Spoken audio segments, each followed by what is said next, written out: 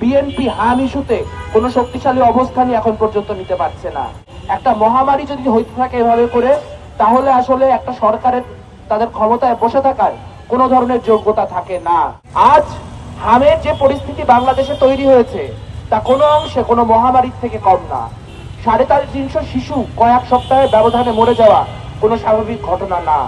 এবং এই ঘটনা কেন ঘটেছে তা আমরা জানি। আমরা দেখতে পেয়েছি অতীতে হামের টিকা কিভাবে ইউনূস সরকারের আমলে একরকম বন্ধ করে দেওয়া হয়েছিল।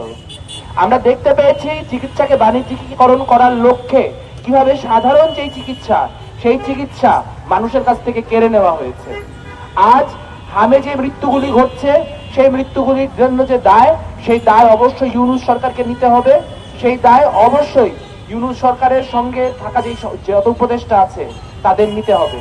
কিন্তু আমরা দেখছি তাদেরকে কাঠগড়ায় দাঁড় করানো তো দূরের কথা, বিএনপি হাম ইস্যুতে কোনো শক্তিশালী অবস্থানই এখন পর্যন্ত নিতে পারছে না।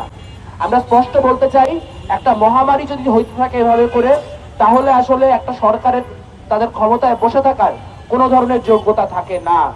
সেই জায়গা থেকে আবারও বলতে চাই যে বাঁচার মতো বাঁচতে দে, নইলে গদি ছাইড়া দে।